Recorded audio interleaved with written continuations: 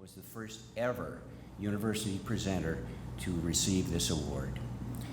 Ken has served the Ann Arbor community and nationally by serving on numerous boards, including Interlochen Arts Center, National Arts Strategies, Association of Performing Arts Professionals, International Society for the Performing Arts, Strategic National Arts Alumni Project, Arts Midwest, Chamber Music America, Culture Source, Sphinx Organization, and Ann Arbor Spark, which named Ken Volunteer of the Year.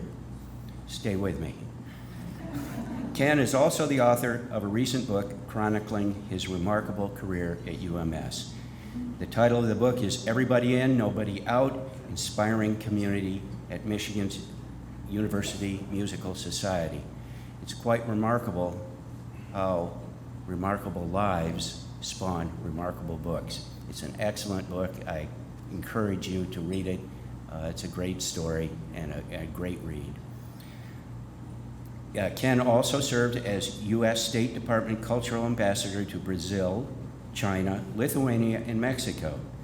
He has received a Distinguished Alumnus Award from the College of Worcester, his alma mater, and an honorary Doctorate of Fine Arts degree from the University of Michigan, awarded at winter commencement in December of 2019. Ken has also been recognized by the Community Foundation of Southeast Michigan, the Lynx Inc., the Ann Arbor Public Schools Foundation, Neutral Zone, Jewish Family Services, Huron-Waterloo Pathways Initiative, Friends Indeed, and as of right now, Washtenaw Camp Placement. Please help us welcome Ken Fischer.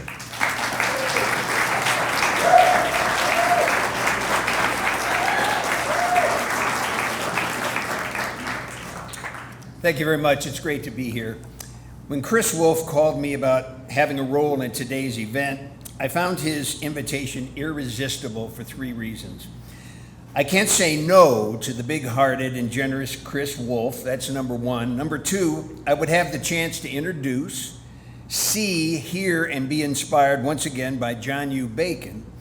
And third, I'd be at an event where providing kids the opportunity to have a summer camping experience was the purpose and focus of the gathering.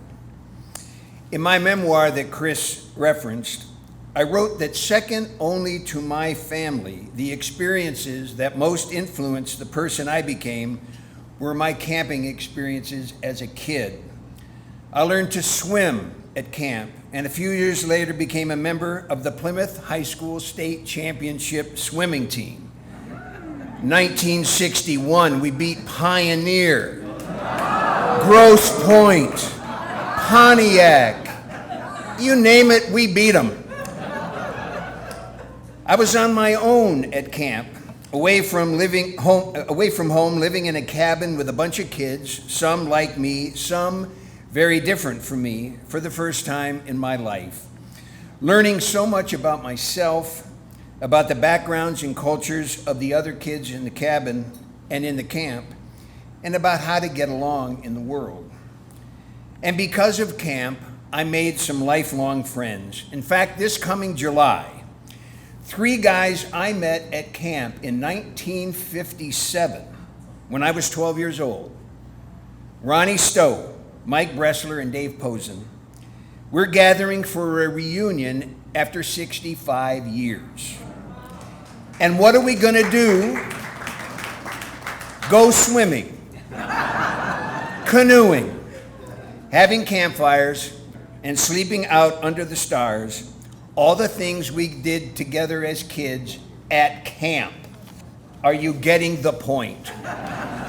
So when Washtenaw Camp Placement states that, quote, resident summer camp is a life-changing experience that provides children an opportunity for growth in social, emotional, and physical well-being, I can endorse their mission 100% because that's what my summer camp experiences as a kid did for me.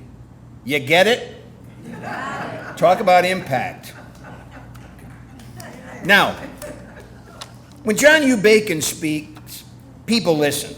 Whether it's a keynote speaker at a corporate or association event at a TED Talk before several thousand people, or before the local Rotary Club or Kiwanis Club on Zoom, or ESPN, HBO, local television, or as a regular commentator on Michigan radio or nationally on National Public Radio, when John U. Bacon speaks, people listen. But people also read what he writes, whether it's in magazines, newspapers, on Facebook, or Twitter. And then there are John's 12 books on subjects as diverse as sports, arts, history, and leadership, the last 7 of which are national bestsellers. Let me say that again. John's last 7 books are national bestsellers, including 5 New York Times bestsellers. Okay? Now, let me say a word about John's most recent book. It's a local story, but its message is garnering international attention.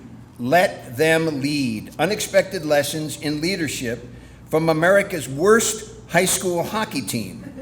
Describes how he coached his alma mater's hockey team. That's our own Huron High School hockey team, okay? Yeah! You Pioneer people are quiet. Huron people, you should.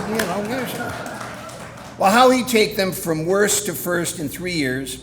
Good Morning America calls him the real Ted Lasso. Now, it's also sponsored a popular leadership podcast of the same name. Check it out. LetThemLeadByBacon.com. Once again, you can say it together. LetThemLeadByBacon.com. LetThemLeadByBacon.com. LetThemLeadByBacon.com. You got it. Okay. Now, John, who's come to know and love Michigan's Upper Peninsula through his research on several award-winning features, was appointed a Michigan Tech trustee in 2019 and has focused on academics, development, and Michigan Tech's Traverse City partnership. It's also noted that John is a decent Spanish speaker, an average hockey player, and a poor piano player, but he and his wife, Christy, enjoy the arts and have reached out to my wife, Penny, and me for recommendations of a good piano teacher for their one son, Teddy, also an inspiring young hockey player. Balance, arts, music. You got it? I mean, arts and hockey. Arts and sports. There you go. John earned an honors degree in history from the University of Michigan in 1986, a master's degree in education in 1994, and a Knight Wallace Journalism Fellowship in 2005-06, and that's when John and I had an opportunity to really get acquainted. John is also an award-winning faculty member at the University of Michigan, where he's taught for 12 years and received the coveted Golden Apple Award, voted on and awarded by the students to only one faculty member each year. With the award comes the requirement that you give a public lecture, expected to be so good that were you to die the next day, there would be no regrets. In effect, you're invited to give your last lecture. So, John, I don't know exactly what instructions you were given by Jane and Chris for today's speech, but all I know is that I'm confident you're going to give an inspiring speech today, and I expect you to be alive tomorrow because you have to give Teddy a ride to school. Ladies and gentlemen, John U. Bacon.